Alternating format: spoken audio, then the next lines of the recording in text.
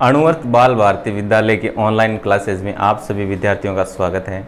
आइए आज के अध्ययन सत्र में हम वाच्य का अध्ययन करते हैं। वाच्य किसे कहते हैं, वाच्य कितने प्रकार के होते हैं। जैसे परिभाषा आपके सामने है, क्रिया का वह रूप वाच्य कहलाता है जिससे ज्ञात हो कि वाक्य में प्रधानता किसकी है, कर्ता की है, कर्म की है या भाव की है। इससे क्रिया का उद्देश्य ज्ञात होता है और वाच्य तीन प्रकार के होते हैं। पहला जो वाच्य का रूप है वह है कृतवाच्य।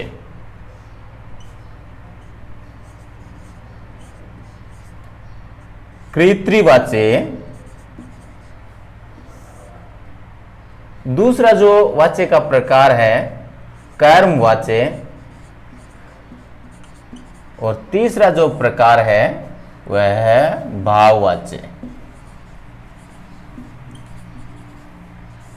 कृतवाच्य किसे कहते हैं? कृतवाच्य की परिभाषा है,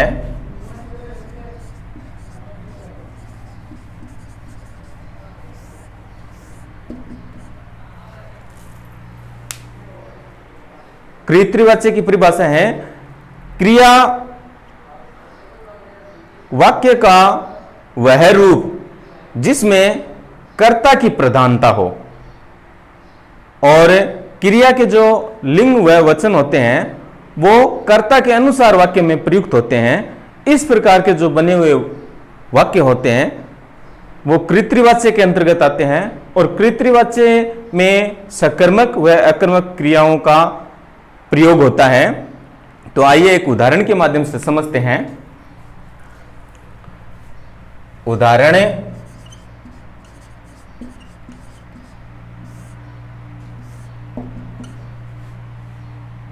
राम पुस्तक पढ़ता है। राम पुस्तक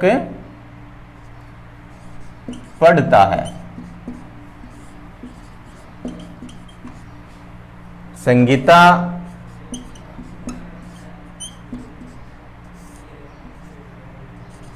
चाय बनाती है।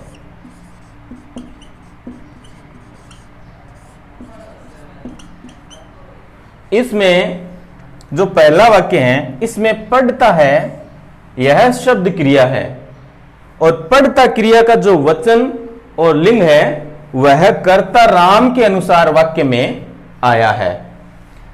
इसी प्रकार दूसरा वाक्य है संगीता चाय बनाती है। इसमें बनाती जो शब्द है वह क्रिया है और क्रिया का वचन और लिंग है वो कर्ता संगीता के अनुसार वाक्य में प्रयुक्त हुआ है। तो इस प्रकार के जो वाक्य होते हैं वो कृतवाच्य के अंतर्गत आते हैं। अब अपना वाच्य का जो दूसरा प्रकार है वह है कर्मवाच्य। कर्मवाच्य किसे कहते हैं? कर्मवाच्य की परिभाषा क्या है?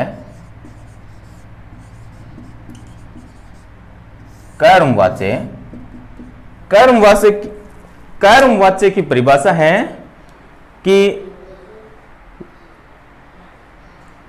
वाक्य में न तो कर्ता की प्रधानता होती है न भाव की प्रधानता होती है बल्कि कर्म की प्रधानता होती है और क्रिया के जो वचन और लिंग होते हैं वो कर्म के अनुसार वाक्य में प्रयुक्त होते हैं। कर्मवाच्य में हमेशा सकर्मक क्रिया ही आती है क्योंकि कर्मवाच्य में कर्म की प्रधानता होती है और कर्ता कारक को हमेशा कारण कारक में बदल दिया जाता है। तो एक उदाहरण के माध्यम से समझते हैं। जैसे उदाहरण है अपने,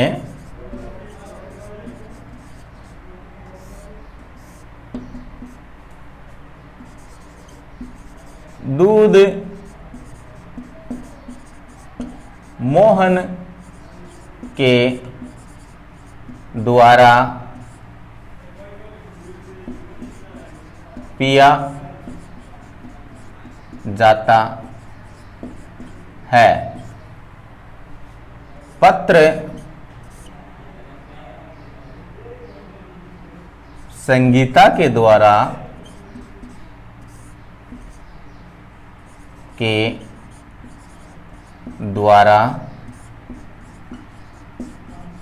लिखा जाता है। तो इसमें जो वाक्य है, पहला जो वाक्य है, दूध मोहन के द्वारा पिया जाता है, तो इसमें न तो कर्ता प्रधान है न भाव प्रधान है, बल्कि जो कर्म है दूध वह प्रधान है।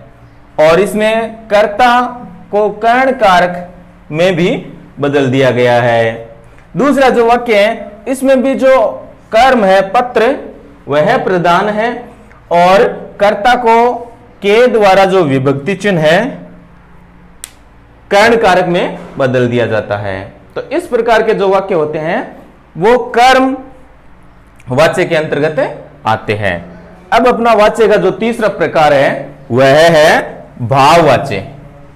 भाववाच्य के अंतर्गत किस प्रकार के वाक्य आते हैं देखते हैं। भाववाच्य किसे कहते हैं? भाववाच्य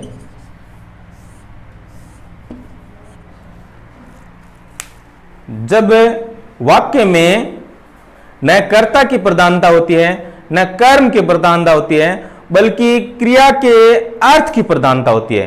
क्रिया का जो भाव होता है, वाक्य में भाव की प्रधानता होती है और इसमें हमेशा ही अकर्मक क्रिया ही प्रयुक्त होती है और क्रिया हमेशा ही एक वचन में, पुल्लिंग और अन्य पुरुष में प्रयुक्त होती है।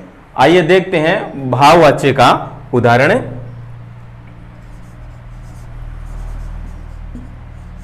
मुझसे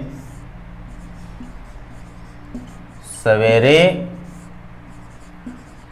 उठा नहीं जाता है। मुझसे सवेरे उठा नहीं जाता है, तो इसमें न तो कर्ता प्रधान है न कर्म प्रधान है, बल्कि भाव प्रधान है। तो इस प्रकार के जो वाक्य होते हैं वह भाववाच्य के अंतर्गत आते हैं और इनमें हमेशा ही जो क्रिया के जो लिंग होते हैं, वचन होते हैं, वो सदैव एक वचन में, पुल्लिंग और अन्य पुरुष में आते हैं। आज हमने वाच्य पढ़ा, वाच्य के प्रकार पढ़े और प्रकारों की परिभाषा पढ़ी। आशा है आप सभी विद्यार्थियों को अच्छे से समझ में आया। धन्यवाद।